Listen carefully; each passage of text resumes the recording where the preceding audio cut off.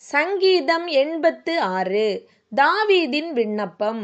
கர்த்தாவே, உமது செவியை சாய்த்து என் விண்ணப்பத்தை கேட்டருளும். நான் சிறுமையும் எளிமையுமானவன். என் ஆத்துமாவை காத்தருளும்.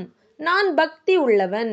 என் தேவனே, உம்மை நம்பியிருக்கிற உமது அடியேனை நீர் இரட்சியும். ஆண்டவரே, எனக்கு இரங்கும். நாடோறும் உம்மை நோக்கி கூப்பிடுகிறேன். உமது அடியேனுடைய ஆத்துமாவை மகிழ்ச்சியாக்கும். ஆண்டவரே, உம்மிடத்தில் என் ஆத்துமாவை உயர்த்துகிறேன். ஆண்டவரே, நீர் நல்லவரும் மன்னிக்கிறவரும் உம்மை நோக்கி கூப்பிடுகிற யாவர் மேலும் கிருபை மிகுந்தவருமாயிருக்கிறீர். கர்த்தாவே, என் ஜெபத்திற்கு செவி கொடுத்து என் விண்ணப்பங்களின் சத்தத்தை கவனியும். நான் துயரப்படுகிற நாளில் உம்மை நோக்கி கூப்பிடுவேன்.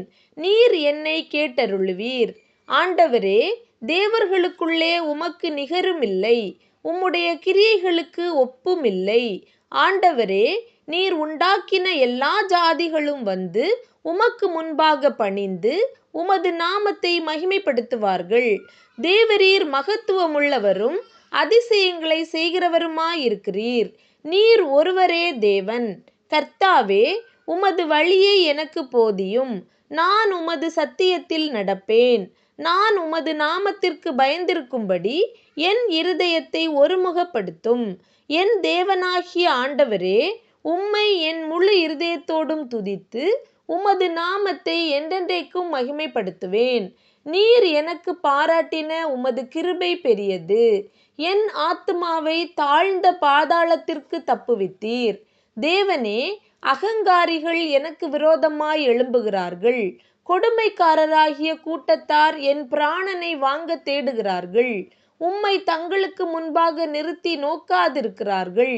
ஆனாலும் ஆண்டவரே, நீர் மன உருக்கமும் இரக்கமும் நீடிய பொறுமையும் பூரண கிருபையும் சத்தியமும் உள்ள தேவன். என்மேல் நோக்கமாகி எனக்கு இரங்கும். உமது வல்லமையை உமது அடியானுக்கு அருளி உமது அடியாளின் குமாரனை இரட்சியும். கர்த்தாவே, நீர் எனக்கு துணை செய்து என்னை தேற்றுகிறதை என் பகைஞர் கண்டு வெட்கப்படும்படிக்கு எனக்கு அனுகூலமாக ஒரு அடையாளத்தை காண்பித்தருளும்.